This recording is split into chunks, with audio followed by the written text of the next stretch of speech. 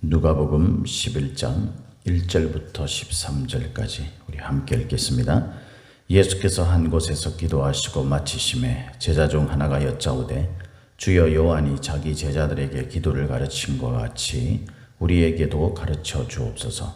예수께서 이르시되 너희는 기도할 때에 이렇게 하라. 아버지여 이름이 거룩히 여김을 받으시오며 나라가 임하시오며 우리에게 날마다 일용할 양식을 주시옵고 우리가 우리에게 죄 지은 모든 사람을 용서하오니 우리 죄도 사하여 주시옵고 우리를 시험에 들게 하지 마시옵소서 하라. 또 이르시되 너희 중에 누가 벗이 있는데 밤중에 그에게 가서 말하기를 벗이여 떡 세 덩이를 내게 구워달라. 내 벗이 여행 중에 내게 왔으나 내가 먹일 것이 없노라 하면 그가 안에서 대답하여 이르되 나를 괴롭게 하지 말라. 문이 이미 닫혔고 아이들이 나와 함께 침실에 누웠으니 일어나 네게 줄 수가 없노라 하겠느냐. 내가 너에게 말하노니 비록 벗됨으로 인하여서는 일어나서 주지 아니할지라도 그 간청함을 인하여 일어나 그 요구대로 주리라. 내가 또 너희에게 이르노니 구하라 그러면 너희에게 주실 것이요 찾으라 그러면 찾아낼 것이요 문을 두드리라 그러면 너희에게 열릴 것이니 구하는 이마다 받을 것이요 찾는 이는 찾아낼 것이요 두드리는 이에게는 열릴 것이니라. 너희 중에 아버지 된 자로서 누가 아들이 생선을 달라 하면 하는데 생선 대신에 뱀을 주며 알을 달라 하는데 전갈을 주겠느냐. 너희가 악할지라도 좋은 것을 자식에게 줄 줄 알거든 하물며 너희 하늘 아버지께서 구하는 자에게 성령을 주시지 않겠느냐 하시니라. 아멘. 오늘도 저와 여러분에게 하나님의 함께 하시는 충만하신 은혜가 임하기를 예수님의 이름으로 축복합니다. 오늘 우리가 읽은 이 본문 말씀을 가지고 기도와 응답이라는 제목으로 잠시 말씀을 함께 나누겠습니다. 예수님께서 가르쳐 주신 그 기도는 우리 기도의 모형이죠. 우리가 10분을 기도하든 1시간을 기도하든 아니면 더 많이 그렇게 기도하든 예수님께서 가르치신 이 기도의 틀을 가지고 그 기도를 중심으로 해서 우리의 기도가 그렇게 다양하고 또 깊이 있고 핵심적인 것을 할 수 있어야 합니다. 그래서 우리가 이 예수님께서 가르치신 이 기도를 통해서 우리가 좀 기도를 알아야 되고 그 기도하고 난 다음에 우리가 기대하는 것이 있잖아요. 그게 뭡니까? 그 응답이잖아요. 응답. 기도하고 응답을 기대할 줄 알아야 됩니다. 어떤 사람은 기도랑 응답이랑은 별로 상관없이 생각하는 사람들이 있습니다. 기도의 어떤 넓은 범위 속에 보면 기도는 응답 때문에 하는 건 아니죠. 기도는 하나님과의 어떤 교제, 그것이기 때문에 우리가 기도해서 어떤 것이 현실적으로 내 손에 딱 주어지는 그런 우리가 응답을 날마다 기대하는 것은 아닙니다만은 그럼에도 불구하고 우리가 간구하고 간청하는 것들 이런 것들은 반드시 기도에 대한 그 응답을 우리가 좀 기도에 대한 응답을 마음속에 기대해야 되는 거죠. 그래서 우리가 어떻게 하면 기도가 응답될 수 있는지 이것에 대해서도 우리가 좀 생각을 해봐야 합니다. 오늘 본문에는 이제 제자들이 예수님께서 기도를 하시는 장면을 봅니다. 그러니까 이게 참 중요한 건데요. 기도는 그 기도의 실행이 있지 않으면 우리한테 아무런 의미가 없어요. 그죠? 이게 기도를 제가 참 이렇게 여러분들에게도 몇 번 말씀드렸습니다만은 기도에 대해서 제가 굉장히 좀 여러 경험들을 통해서 좀 충격을 받았던 적이 있습니다. 하나는 좀 부정적인 충격이고 하나는 좀 긍정적인 충격인데 그게 뭐냐면은 이 기도를 어떤 신학생들이 제가 대학교 때 제가 다녔던 그 교회에 담임을 하시는 담당 교육자 그분이 이제 친구 되시는 전도사님이었는데 그분들이 한 번은 이제 수련회 때 오셔서 특강을 하셨습니다. 그때 이 기도에 대해서 이야기를 하면서 기도는 길게 할 필요가 없다는 거예요. 왜냐하면 하나님이 다 하시는데 우리가 이거 달라 저거 달라 그렇게 기도하는 것이 그게 무슨 의미가 있고 또 달라는 기도 그것이 과연 우리에게 옳은 기도냐 그러면서 하나님은 이미 다 알고 계시기 때문에 하나님 앞에는 우리가 한 10분 정도 기도하는 거다. 그렇게 이야기를 하더라고요. 그러면서 이제 기도라는 것이 뭐냐면 평상시에 우리가 삶을 살아가면서 그냥 하나님과 어떤 마음속에 또는 우리 뭐 실제적인 그런 대화를 나누는 것, 그 동행하는 그 자체가 기도다라고 이야기를 합니다. 그래서 기도라는 것이 참 충격적으로 저한테는 와닿았어요. 그러니까 첫 번째가 그러니까 기도는 참 그 주님과의 동행 그 자체가 기도다라는, 그래서 우리가 평상시에 사람들하고 친한 사람들이 만나가지고 그 만난 사람들과 함께 이런저런 이야기를 나누고 수다를 떨고 자신의 마음속에 있는 고민도 이야기하고 도움도 요청하고 이렇게 하는 그 자체가 기도다라는 것에 대해서 참 이렇게 깨달음이 있었고요. 또 하나는 10분 기도하면 된다라는 것에 대해서 좀 부정적인 충격을 받았습니다. 기도는 분명히 예수님은 밤새도록 기도하셨고, 그런데 이분들이 말하는 그런 기도는 도대체 뭔가, 이런 점에서 참 이 기도에 대해서 우리가 좀 제대로 잘 알아야 되는구나 라는 것을 좀 깨닫게 됐었죠. 오늘 본문에 이 예수님께서는 먼저 한 곳에서 기도를 하셨어요.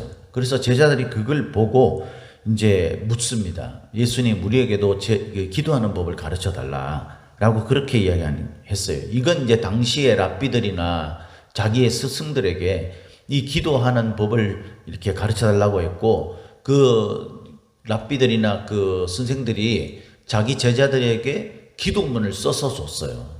그게 그 당시에 실제로 이렇게 많이 만연했던 그런 풍속 같은 겁니다. 관례 같은 그런 거죠. 그래서 이 예수님에게도 이제 제자들이 요청을 하는 거죠. 그때 예수님께서 그렇게 가르쳐 주십니다. 이 기도할 때 우리가 너무 잘 아는 그 주의 가르쳐 주신 기도, 주기도문이라고 하죠. 이것을 이제 이야기하죠. 여기 있는 것들이 이제 핵심이고, 지금 오늘날 우리가 그 암송하면서 주기도문은 이렇게 외는 거, 그거는 이제 여기에 이제 우리나라의 문법에 맞게끔 그렇게 한 거. 그리고 누가복음보다는 이제 마태복음에 있는 내용들을 좀 따르고 있죠. 여기에서 예수님이 가르치신 그 기도, 이것을 통해서 우리가 생각해 봐야 될 제일 첫 번째는 뭐냐면요, 기도는 배워야 되는 거예요. 기도는 뭐 누가 가르쳐 주는 것이 아니고 주님과 내가 동행하면서 내가 자연스럽게 하는 게 절대 아닙니다. 자칫 잘못하면 우리가 기도는 잘못하면 우리가 한쪽에 치우치지 좀 반쪽짜리 기도하는 그런 그 꼴이 돼버립니다. 그래서 주님께서 이것을 제자들에게 가르쳐 주셨던, 당시의 스승들이 제자들에게 기도문을 써서 준 것처럼 예수님도 그런 그 관례를 따랐다라는 것은요, 그것은 우리들에게 시사해 주는 바가 큰 거죠. 그것이 만약에 기도를 배우는 것이 필요가 없다면 이런 일들을 예수님께서 하셨겠어요? 오히려 안식일에 대한 개념을 깨뜨리신 것처럼 그렇게 깨뜨리셔야 되겠죠. 근데 그것을 가르쳐 주셨다라는 것은요, 이 기도는 가르치는 것이고 또 그것을 배워야 우리가 된다라는 것을 말해주는 것이죠. 그래서 첫 번째 이 기도에 대해서 중요하게 생각해야 될 것은, 여러분, 기도는 배우셔야 합니다. 영적 지도자들, 리더십들, 이런 사람들 또는 믿음의 선배들을 통해서 여러분 어떻게 기도해야 되고 또 기도할 때 우리가 어떻게 응답을 받아야 되는지, 이런 것들을 배우시기를 예수님 이름으로 축복합니다. 기도를 좀 배워야 합니다. 두 번째는 이 기도는요, 반복적이고 지속적으로 해야 된다는 거예요. 오늘 기도문에 보면 이렇게 되어 있어요. 너희는 기도할 때에 이렇게 하라라고 했는데, 이 이렇게 하라라는 그 말이 원래 문법적으로 보면은 반복적 의미를 가지고 있어요. 그러니까 이렇게 반복해서 기도해야 된다라는 거죠. 우리는 어떻게 합니까? 사실 우리의 기도는요, 이 반복적이지 못해요. 뭔가 새로운, 우리가 이 반복이라는 의미를 이렇게 생각하면 안 됩니다. 그죠? 우리가 기도하다 보면 사실 내용이 똑같잖아요. 그런 의미가 아니고, 그것을 우리가 좀 맨날 똑같은 입에 그냥 이렇게 늘 습관처럼 드리는 그런 기도, 이것을 말하는 게 아니죠. 그게 아니라 우리가 마음 중심을 가지고 기도가 응답될 때까지 반복적이고 지속적으로 해야 된다라는 거예요. 그래서 이 3절에도 보면은 예수님께서 아주 중요한 우리의 일상에 대한 부분을 가지고 기도할 것에 대해서 말씀하셨잖아요. 우리에게 날마다 일용할 양식을 주시옵고, 그죠? 이것도 지속적 의미가 있는 거죠. 매일 하나님이 공급하시는 것들을 위해서 기도해야 된다는 거예요. 그러니까 우리가 하나님이 늘 나에게 공급해 주시는 것 가지고 굳이 기도할 필요가 있습니까? 늘 공급해 주시는 건데. 오늘도 우리에게 일용할 양식이 있게끔 여러분 기도하는 사람이 사실 있어요. 저도 그런 기도를 잘 드리지 않아요. 그렇지만 주님께서는 우리에게 가르치신 그 기도를 보면 그걸 따르라는 거예요. 우리에게 자연스럽게 있는 거 있잖아요. 마땅히 있어야 되는 것.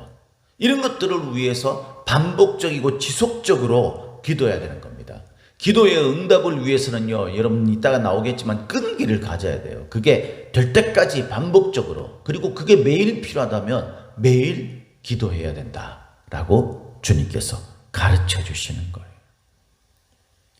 그리고 여러분 기도를 배우려고 하면은 그 기도의 내용이 뭐여야 되는지를 알아야 되잖아요. 그 내용을 우리가 배워야 되잖아요. 그래서 여기 보면 다양하고 또 우리가 매일매일 일어나는 일들, 무엇보다도 우리의 정체성, 우리가 누구인지, 우리는 하나님과 관련된 자들이라는 사실을 마음속에 명심하고 그런 내용들을 가지고 기도하라라고 이야기합니다. 그러니까 이게 어떤 형식적인 것을 가지고 하라는 의미가 아니죠. 우리 마음속에 기도의 내용이 진짜 중요하게 우리가 여겨야 될 것들이 무엇인지에 대한 주님의 가르침이에요. 그게 이제 첫 번째는 하나님의 나라를 위해서, 하나님을 위해서, 그죠? 그래서 너희는 기도할 때에 이렇게 하라라고 말씀하신 후에 아버지여 이름이 거룩히 여김을, 그러니까 주님이 하나님이 영광 받으실 것에 대해서 먼저 우리의 초점이 맞춰져야 된다. 이건 우리의 신앙의 중심이기도 하죠. 그리스도인들이 자신의 삶에 매몰되어서요, 정작 추구해야 될 것들을 하지 못한다면 하나님께서 기뻐하시는 그리스도인이 될 수 없는 거죠. 우리가 정말 추구해야 될 것은 뭡니까? 하나님께 영광이에요. 우리는 너무 우리 주변에 일어나는 현실적인 문제나 이런 것들이 우리들에게 있어서 중요하고, 그것은 우리가 균형 있게 하나님의 나라와 영광이라는 어떤 조금은 추상적이고 그것이 실제적이긴 하지만 조금 더 미래적인 어떤 그런 부분들을, 이런 것들을 가지고 기도하는 것들이 중요하지만 우리 일상에 대한 것들도 매우 중요한 거잖아요. 이것을 균형 있게 해야 되지만 우리는 보면 있잖아요, 너무 그쪽에 매몰되어 있어요. 현실적인 문제. 그래서 우리가 현실을 살면서 어떤 게 필요하고 어떤 일에 상처를 입고 어떤 것들이 지금 나에게 현실적인 문제고, 이것들이 우리의 기도의 주를 이루고 있다는 거예요. 그러지 말고요, 여러분. 주님이 가르치신 대로 우리가 누구인지를 알고, 우리가 누구라면은 그 하나님의 영광을 위해서, 하나님의 나라를 위해서 우리가 균형 있는 기도를 드릴 줄 알아야 된다는, 그것도 지속적으로 반복해서 그렇게 해야 된다니. 그래서 사실은 기도의 우선순위가 뭐냐면 하나님을 거룩하게 하고 우리가 하나님의 나라, 하나님의 영광을 위해서 기도하는 것, 그것이에요. 그래서 여러분, 저와 여러분들이 기도를 배워야 되는데 이 기도의 내용들, 이 기도는 어떤 부분들이 되어야 되는지, 그것은 우리가 먼저 우리의 정체성을 알고 중요한 것들을 위해서 균형 있게 기도할 줄 알아야 돼. 그 중요한 것은 하나님의 나라와 영광, 이게 첫 번째. 두 번째는 우리의 현실의 삶 속에 매일매일 지속되는 것들을 포함한 그런 일들을 위해서 기도해야 된다라는 것과, 두 번째로는 반복적이고 지속적인 것, 그리고 세 번째는 기도는 반드시 배워야 한다라는 거예요. 그러면 자, 이렇게 기도의 의미, 주님이 가르친 그 세 가지 의미로 우리가 생각을 했다면, 그러면 이 기도가 응답되기 위해서 주님은 어떻게 가르치고 있는지 한번 봅시다. 그게 이제 5절부터 나오는 거잖아요. 그죠? 주님께서 기도의 틀을 가르쳐 주시고 이게 매일매일 반복되어야 되는, 지속적이어야 되는 것이며, 이 내용들이 하나님의 나라와 우리의 일상을 균형 있게 하되, 첫 번째가 하나님의 나라, 하나님의 영광을 위해서라는 것, 그리고 이것을 우리가 끈기 있고 지속적으로 반복해야 하면서 배워야 되는 것이다 라는 것이라면, 응답을 위해서는 아주 중요한 한 가지가 필요하죠. 우리가 너무나 잘 알고 있는 그게 뭡니까? 끈기와 집요입니다. 집요함을 가지고, 그래서 예수님께서 너희 중에 누가 벗이 있는데 해서 이제 이 벗이 이제 와가지고 그 나에게 친구가 여행 가다가 왔는데 이 사람에게 내가 대접할 것들을 너한테 좀 빌리려고 한다 할 때에 예수님께서 너무도 분명하게 이렇게 말씀하셨어요. 8절에 보니까 내가 너희에게 말하노니 비록 벗됨으로 인하여서는 일어나서 주지 아니할지라도 그 간청함을 인하여 일어나 그 요구대로 주리라. 간청함. 여러분 이게 진짜 중요한 거예요. 기도에는요. 그냥 뭐 되면 되고 말면 말고 그게 아니라 이 간청하다라는 것은 뭐냐면요. 이 끈기와 집요함이 있는 거죠. 그죠? 그게 집중해 가지고요. 막 줄 때까지 막 매달리는 거죠. 좀 이런 기도를 좀 드릴 줄 알아야 돼요. 우리 성도들이요. 너무 끈기가 없고 너무 집중을 못 합니다. 아유, 집중이 안 되는데 어떻게 해요? 여러분, 우리가 정말 절박한 일을 만났다고 한번 생각해 보세요. 여러분, 우리가 신앙의 삶과 우리가 일상의 삶들을 비교해 보면 있잖아요. 우리가 얼마나 하나님에 대해서 신뢰하고 하나님을 향해 있는지 이게 판가름이 나요. 세상 일에 우리가 어떤 정말 절박하고 중요한 문제를 해결하려고 할 때에 그렇게 합니까? 되면 되고 말면 말고 설렁설렁 그냥 그럼 몇 번 하다가 안 되면 때려치고 이렇게 해서 우리가 이 세상을 어떻게 살아요? 살 수 없잖아요. 근데 우리는 하나님에 대해서 너무 그렇게 하고 신앙생활을 하고 있다는 거죠. 여러분, 집요함, 끈기 이것을 여러분들이 간절히 세상 속에서 어떤 현실 속에서 원하고 필요한 것 중대한 일들을 할 때처럼 해보세요. 사실 우리가 하나님 앞에 더 해야 되지만 더 해야 되는 거 이런 것까지 생각하지 마십시오. 그렇게 말고 그냥 우리가 현실적으로 세상 속에서 내가 어떤 일들을 중대하게 하는 그 일들을 하는 만큼 하나님 앞에 우리가 기도한다 생각해 보세요. 그러면 그 기도가 되지 않겠습니까? 뭔 일을 이루도 이루지 않겠어요? 내 마음속에 큰 깨달음이 있든지 세상 속에 우리가 실패한다고 다음에 어떤 중대한 일이 있었을 때 그것을 해결하기 위해서 여러분들이 몸부림 안 칩니까? 지난번에 해보니까 필요 없더라, 소용없더라. 그래서 안 해요? 아니잖아요. 하잖아요. 우리가 하나님 앞에 기도 몇 번 해봐서 그것이 빨리 응답이 안 됐다고 해서 자신의 어떤 문제점을 돌아보기보다는 그때 해봐도 안 돼. 소용없어. 내가 그렇게 애썼는데 얼마나 애썼는지 우리가 정말 생각해 봐야 되고요. 정말 애썼는데도 안 됐다면 그 원인이 뭔지를 우리가 다시 한번 점검해 봐. 그리고 이번에 그런 일들을 가지고 하나님 앞에 집요하게 나가야 되는 거죠. 그래서 여러분, 기도 응답을 위해서는요, 정말 이 간청함이 절대적으로 필요합니다. 간청함이 뭐라고요? 끈기와 집요함이 필요하다라는 거예요. 그리고 두 번째는 확신이에요, 확신. 여기는 이제 두 가지 개념이 있습니다. 하나님이 반드시 들어주실 것이다. 이것을 이제 구절에 보면 찾으라, 구하라, 두드리라 이런 내용으로 우리 마태복음에서도 나오잖아요. 우리가 너무 잘 아는 말씀이죠. 그러면서 그 하나님이 이 세상 사람들 악한 아버지들도 자식이 원하면은 그렇게 하는데 하물며 은혜의 하나님, 사랑의 하나님이 그렇게 하지 않겠느냐라고 이야기합니다. 여기 이제 두 가지 개념이 있죠. 첫 번째는 이제 보상의 개념이 있어요. 보상의 개념. 우리가 간절히 애썼을 때에 그것에 대해서 뭡니까? 응답되어지는 거죠. 우리가 간절히 땀 흘리고 애쓴 만큼의 열매를 거두잖아요. 그것이 기도의 열매로 그렇게 나타나게 될 수 있다라는 것과 두 번째는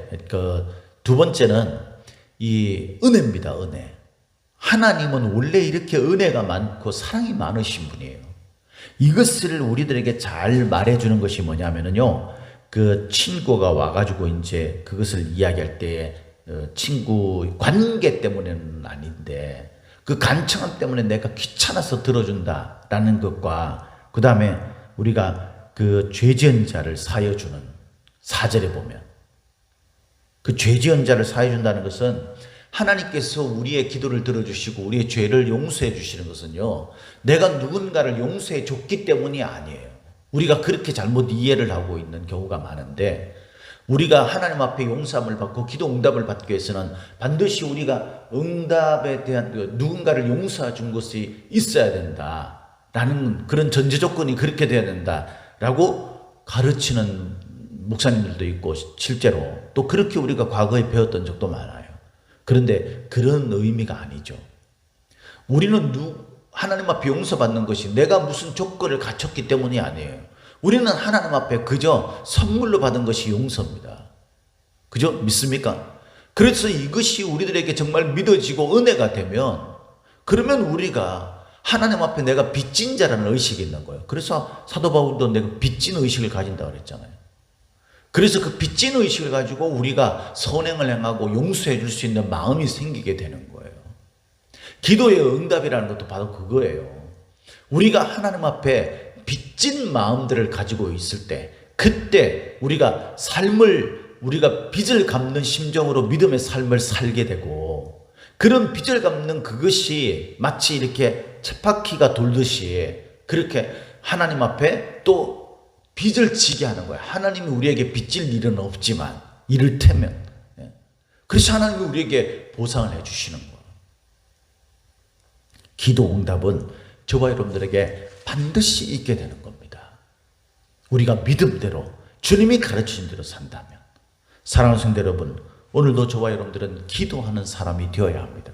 이 기도는 배워야 되고 그 기도를 배울 때에 하나님의 나라와 영광을 위해서 끈기 있고 지속적으로 해야 된다라는 것과 하나님의 은혜를 구하고 그 하나님의 은혜 가운데서 우리가 빚진 믿음의 삶을 사는 의식으로 살 때에 그리고 집요하고 끈기 있게 하나님을 믿고 나가게 되면 기도는 반드시 우리에게 이루어지는 응답이 될 줄 믿고 오늘도 그런 기도의 삶을 사는 저와 여러분들이 되시기를 예수님의 이름으로 축복합니다. 축복합니다.